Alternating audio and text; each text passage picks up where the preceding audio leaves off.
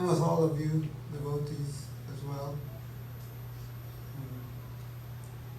I think that when Maharaj was describing this Leela about the fruit vendor and Sudama, how they both came back to their homes and they found all of a sudden they were very wealthy. They had a large house, so many jewels. I was wondering, well, is that the culmination of the wonderful talk you've given us this morning, that we should expect that if we worship Krishna, we'll get so many jewels to go back home and be a mansion there?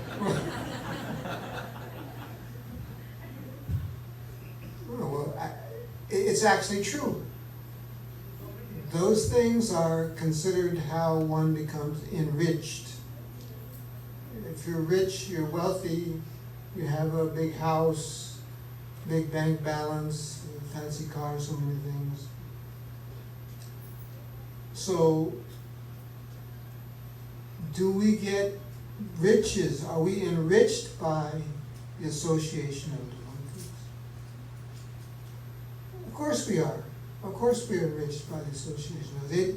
It may not manifest in terms of the things that we see that the fruit vendor or Sudama Brahman received.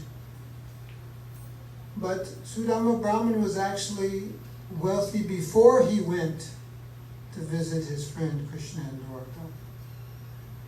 Because he had those memories of his friendship with Krishna in his heart. That's the real wealth that he possessed. Actually, it's described in the Srimad Bhagavatam, in the Krishna book actually, there, Prabhupada says that he enjoyed all these things as prasad, for the mercy of the Lord. So we also have the opportunity through our relationships with one another to become wealthy, both spiritually and materially. Spiritually, the wealth of association with the devotees is that they remind one another. Katyantas yamam nityam sushanti cha ramanti cha, Krishna explains in Bhagavad Gita. Simply by discussing amongst themselves, they find the greatest wealth, which is happiness in the heart. Simply by discussing about Krishna, as we've been doing the last few days, hearing about Krishna. So much satisfaction comes in the heart there that what does anything matter? What does anything matter? Any material thing you can endure it. Sometimes in the mutual service that we have as GBC members, enduring is all that you can really do. It's frustrating sometimes that something more cannot be done, or that this problem won't develop, or that problem won't develop. But what's the benefit? I can tell you now, just by my own personal experience, probably the last 3 or 4 years have been the most difficult for me in terms of service on the GBC. Some of you may know. Very, very trying circumstance. But what is the benefit of having gone through that? Is that I've developed a very close relationship with Bhaki Charu Swami. I've had the wonderful opportunity to sit in Mayapur an evening after a day of knocking our heads against so many problems. And he asked me, Sesha, you come for pizza tonight?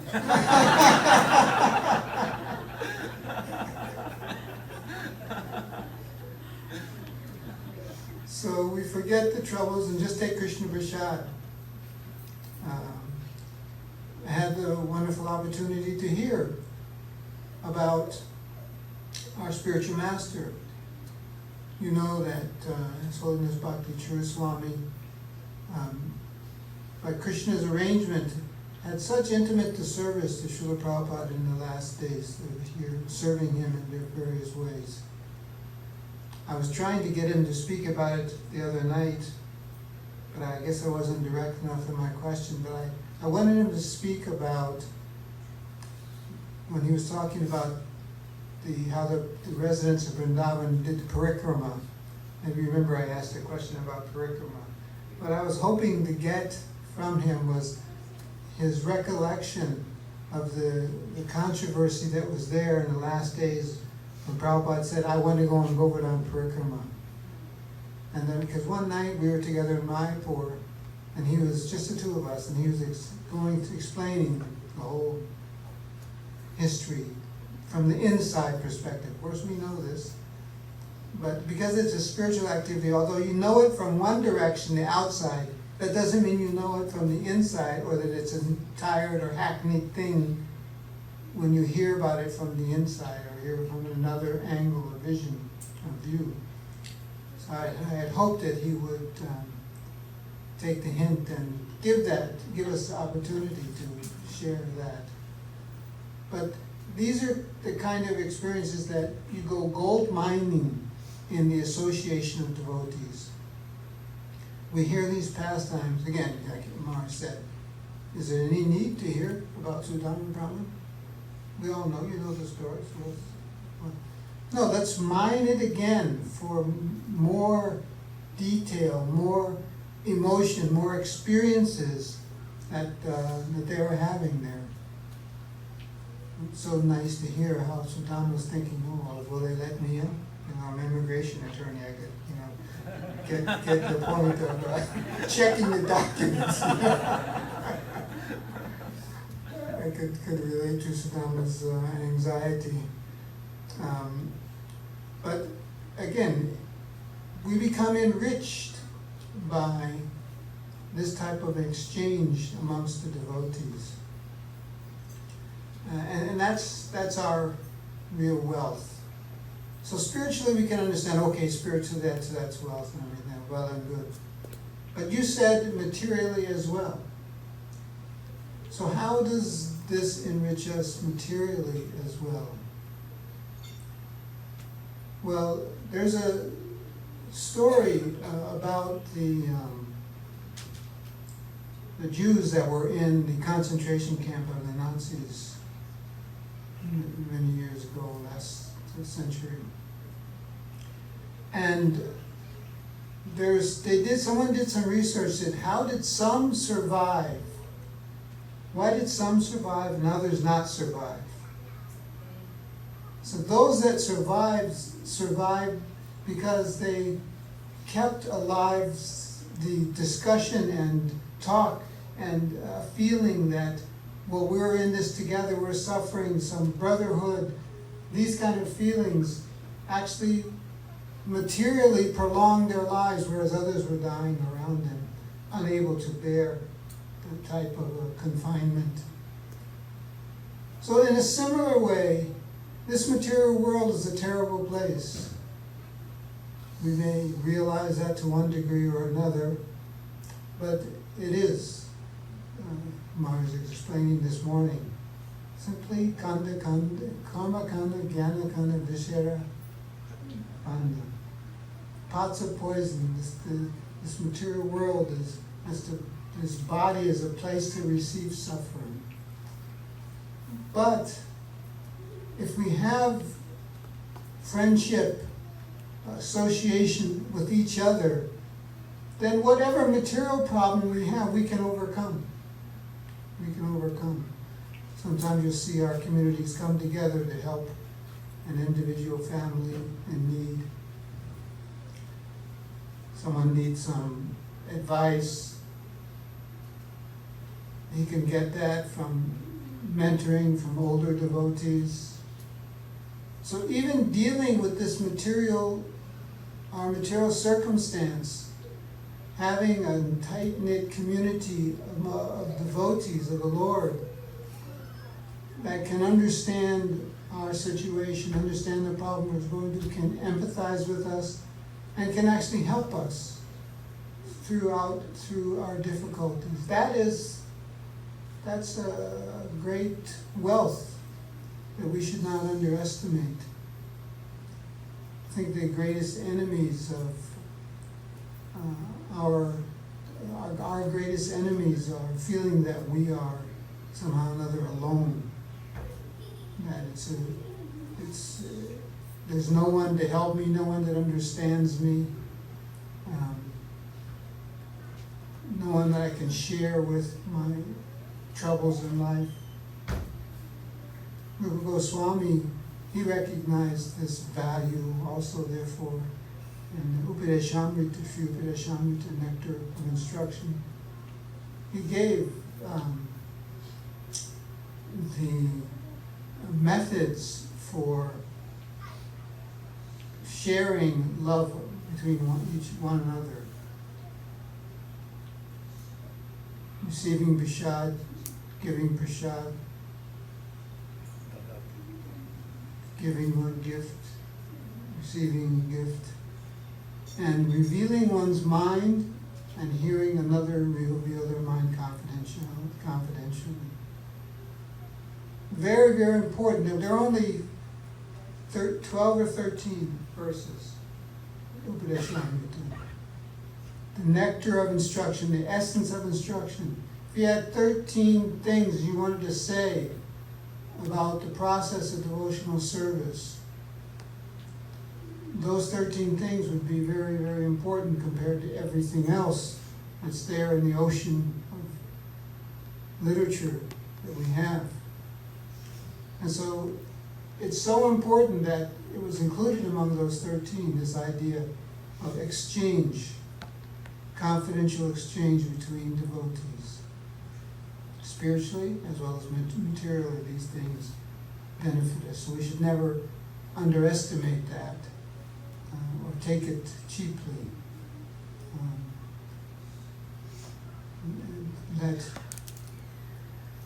offensive behavior or words be exchanged between us. These things are our real enemies because they steal the wealth of the association of devotees from us. So, if I had one thing to ask of all of you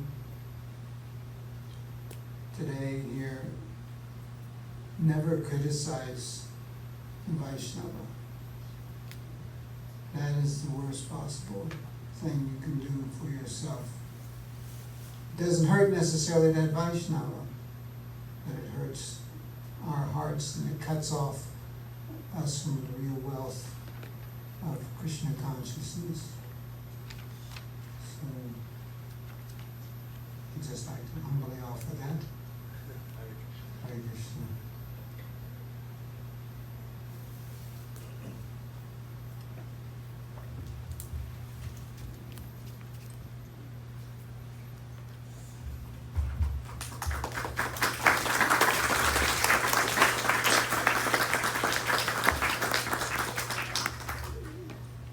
Sesa Prabhu ki Jai. Thank you so much.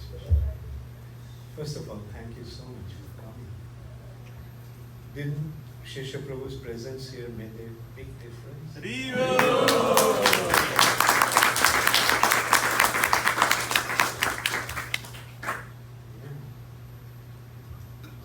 made a very big difference.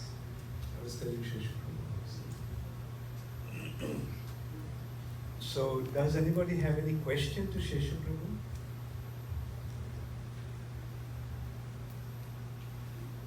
Yes. Give the cordless mic. Hare Krishna, Sesa Prabhu. Very wonderful, inspirational wisdom you shared like in the last 10-15 minutes. It's like full tanked, every single word of what you said really touched my heart. I had one question. You mentioned in the last 3-4 years, things have been really trying times for you and with everything that you've gone through. And I've heard that, ISKCON has been through a lot and it's come so much forward, it has come growing and is booming at this time. So I'm interested in knowing what was it that got you through those last 3-4 years, and if you were to look back and give 1 or 2 pieces of advice to me, what would that be? I think I've already mentioned that, but it's good that you bring it up again, because it's for emphasis, I can say. It's the working relationship that we've had. Mainly these problems have been dealt with on the executive committee of the GBC, and so His Holiness Bhaki Charu Swami and myself sort of traded off. I was the chairman one year, he was the chairman the next year. The year before that, we were both first chair, vice chair, and second vice chair, and after that, we're still on the committee. So the ongoing nucleus, Maharaj, myself, Bhaki Prabhu from Ireland, and our godbrother Guru Granga Prabhu, we had a committee assignment that we're working on, and the relationship amongst us, and it wasn't always easy when you're dealing with difficult situations. Sometimes there's some even strain among the group itself that may be working, but if you're a group and you believe each other and you love each other, then that helps you get through. So you just have to persevere in doing that, and somehow or another. You can tell about BSC. BTSC. Yeah, BTS. BTSC, Brooklyn Temple, No Sale Committee. That's the problem that we worked on, and it's not just. And I don't think we saw it as just one temple, one situation, but rather as preserving what Srila Prabhupada has given us. And I think that's where the inspiration to continue working together as a group comes from, is that Srila Prabhupada wanted certain things, and our mission, particularly as his disciples, is to make sure that ISKCON remains what he wanted it to be.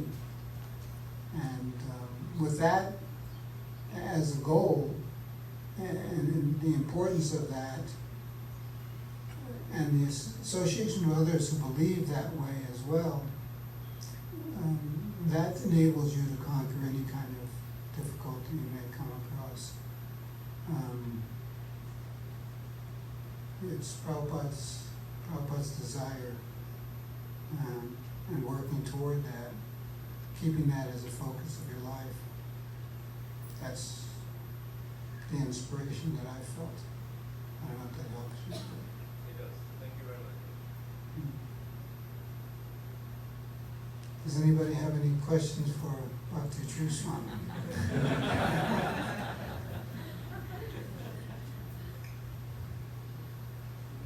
No, Bhattarajan. Maharaj, sometimes we read, for instance, in the Krishna book. Recently, I was in one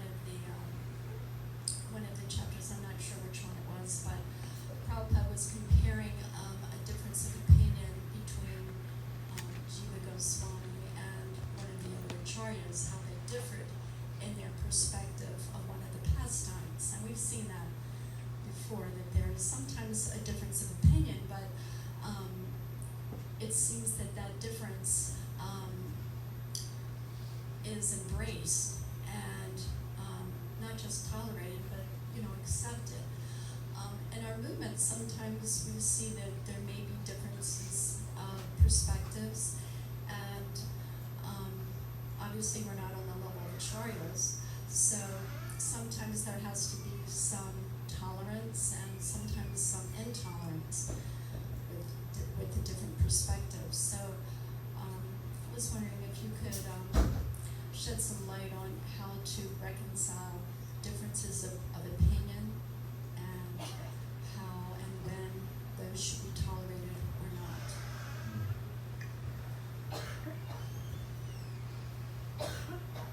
Well, first of all, when there are some differences of opinion or you know, presentation in different acharyas, then we have to understand that they are writing or presenting it from the spiritual perspective. Like, you know, they are not saying things from their own mundane perspective as such. So that's why the understanding is we have to accept. The understanding is, as Bhaktisiddhanta Saraswati Thakur pointed out, when there is a difference, then we have to understand it's kalpa bheda. In some kalpa it happened this way, in some other kalpa it happened this way. Like, you know, from which kalpa they are seeing it.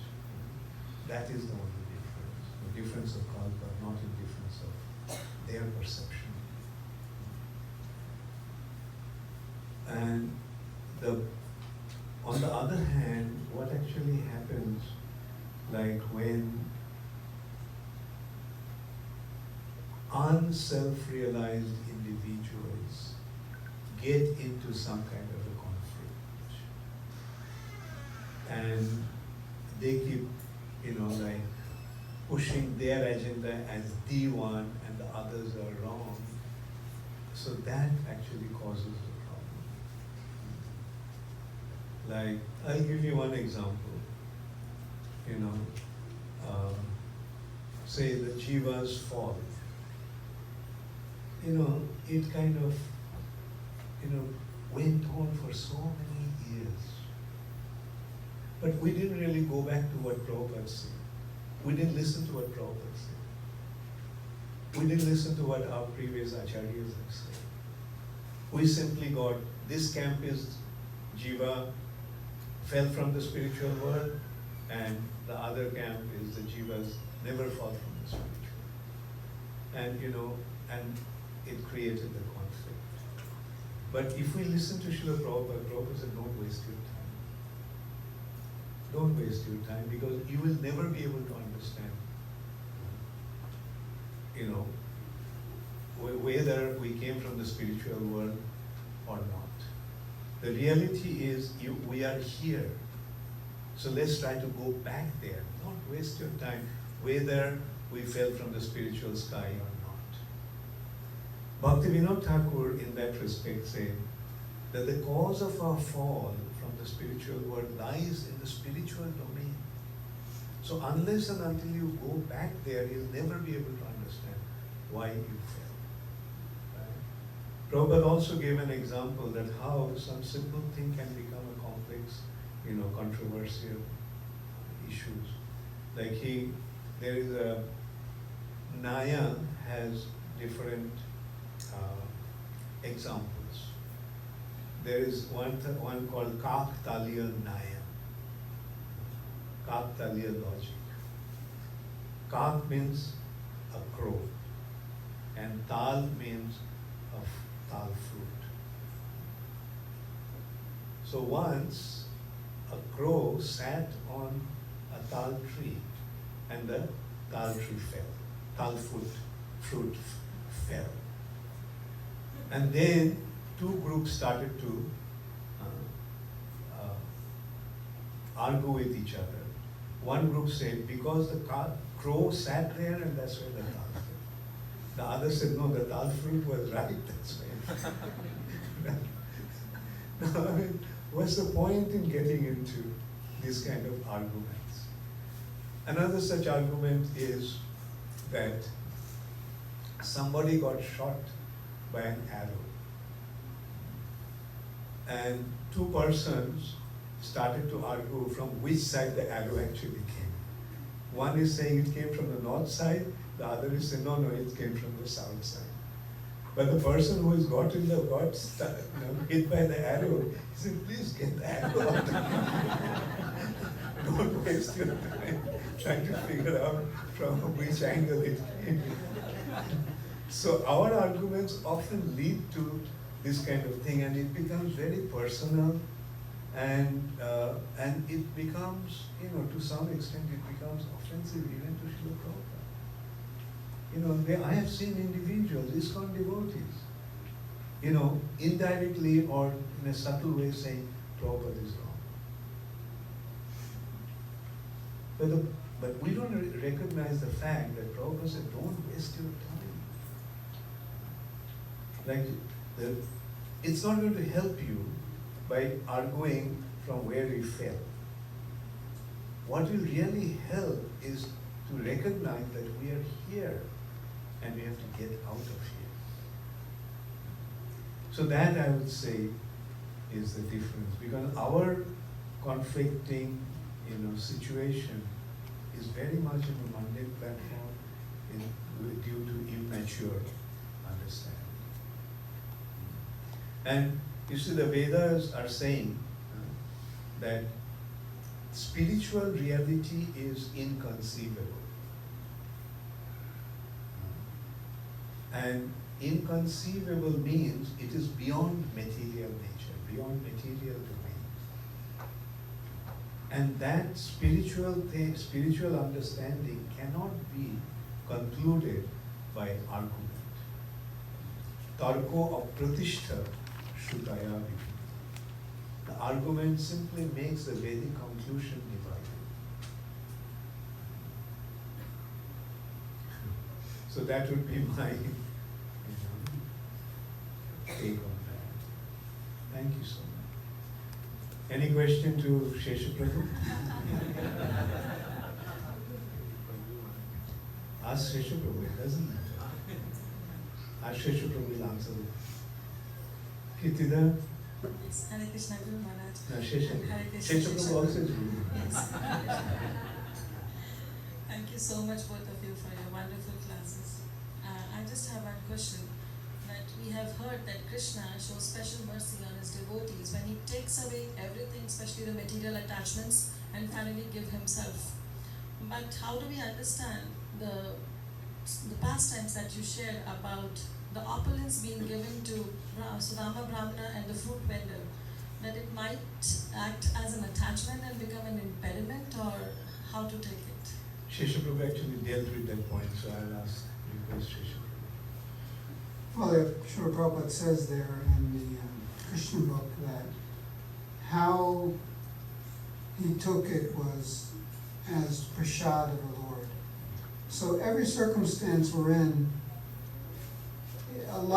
probably more, a higher percentage of that circumstance has to do with our consciousness and our perception.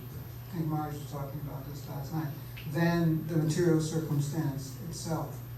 And so, what is the conception that Sudama Brahmana or the fruit vendor had? Not that I'm approaching Krishna for some personal gain. Maharaj explained, when the fruit vendor came, she saw Krishna coming with the grains in his hand and it was falling out, the small boy. She became captivated just by the scene. And by the time he got to her, he had nothing to barter. So if she was just interested in bartering and getting the equal value, then she wouldn't have given Krishna anything. Or maybe given one, okay, go away. But she filled his arms with all the fruits. And she wasn't concerned, Maharaj said. She put the basket on her head. Then she discovered, oh, this is a little heavy. And then she looked, there's so many jewels there. Not that she looked, I gave you that, what are you giving? So that's the mentality. And if we have the correct mentality in any circumstance we have, then we can live unattached. We can live unattached and not be craving material things or material reward in exchange for devotional service. Again, Maharaj had mentioned that how does a devotee do if he gets all these things? Wealth, strength, fame, knowledge. What does he do with those? Does he use them for his own personal aggrandizement or for serving Krishna? That's one of the one of Prabhupada, I think sometimes I observe Srila Prabhupada and I think that he really liked Bengalis, He's a Bengali. He just like our god brother Subhag Maharaj. Subhag Maharaj was a student, Bengali devotee. He's a student in London. And he had unlimited access to Prabhupada. Prabhupada would call him and he'd visit him all the time and everything. And of course, he's a wonderful devotee and disciple of Prabhupada, so that love is there. But I tend to think he also liked him because he wanted to associate with Bengali, and have some home flavor. But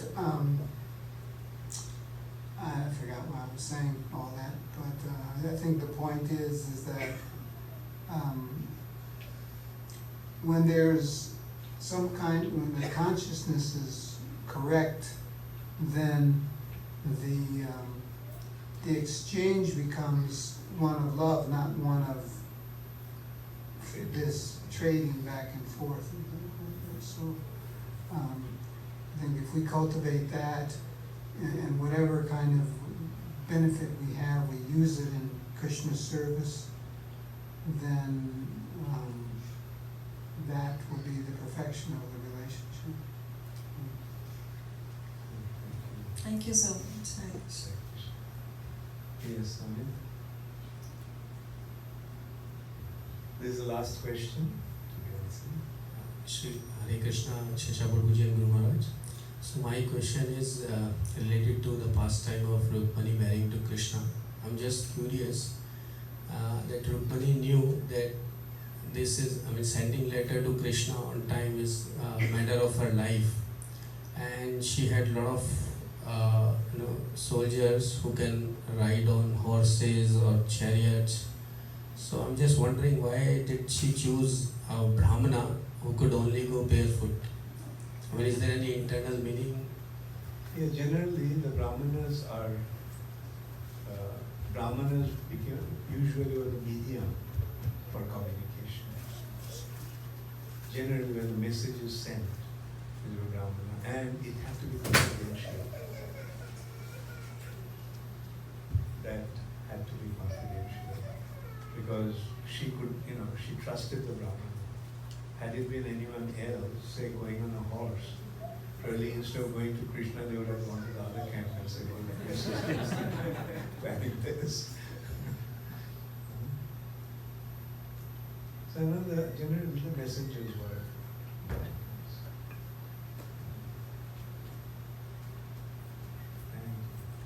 All glories to Srila Prabhupada. Glory. Hari Hari Bol.